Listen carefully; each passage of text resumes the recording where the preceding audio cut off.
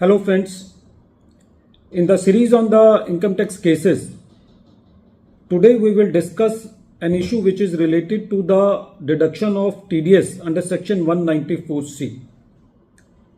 Section 194C talks about deduction of TDS in case of contractors. If we broadly see section 194C, then the TDS under section 194C is deducted for sum which is paid to a contractor for carrying out any works. For the applicability of section 194C, there should be some physical or tangible activity and there should be some direct linkage for sum paid and carrying out some work against that payment. In section 194C, there is word work, and the work will include supply of labor, it will include advertising, broadcasting, telecasting, carriage of goods and passengers, catering. And since the section 194C includes the word includes, it means that it is not an exhaustive definition and it is an inclusive definition, but it does not mean that it will take into its ambit every payment which is made by the assessee.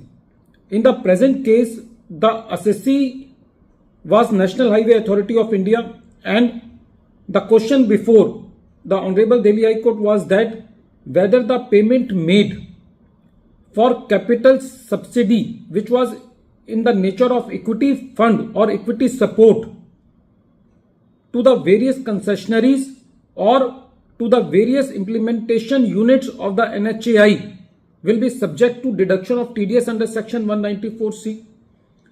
This issue has been taken up by Honorable Delhi High Court in the case of Commissioner of Income Tax TDS versus National Highway Authority of India, and this case is reported in 472 ITR at page number 486, and the date of the judgment is 12th November 2024.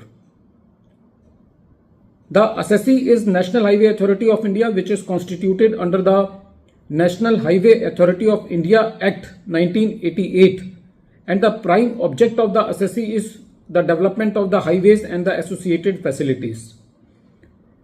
The assessee was completing the projects through the various implementation units, that is termed as concessionaries, and the subsidy was given under the direction of the ministry in the form of capital subsidy that was in the nature of equity support. And when this subsidy was given, it was credited into an escrow account, and those concessionaries were not free to use that fund in any way. Their discretion was not there. There were some guidelines to utilize that funds. But when the assessment proceedings were going on, the learned assessing officer was of the view that this payment has been made for the work done by those concessionaries or the implementation units for developing the highways, so the TDS should have been deducted. And the CIT appeal also upheld the order of the learned assessing officer.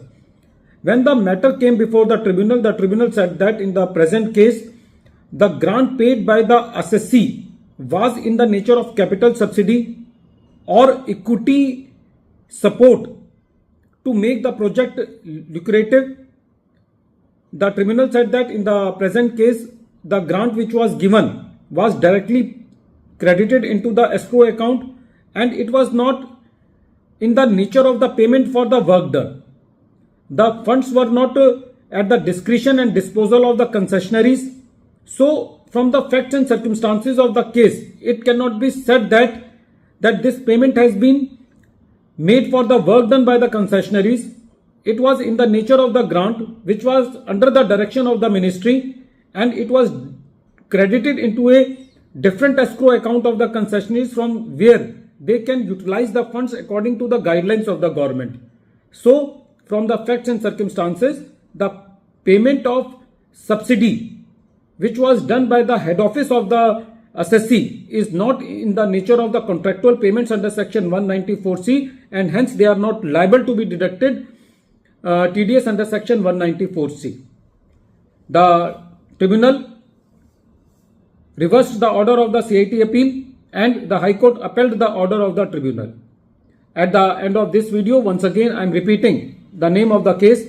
The name of the case is Commissioner of Income Tax TDS versus National Highway Authority of India, and this case is reported in 472 ITR at page number 486, and the matter has been decided by Honorable Delhi High Court on 12th November 2024.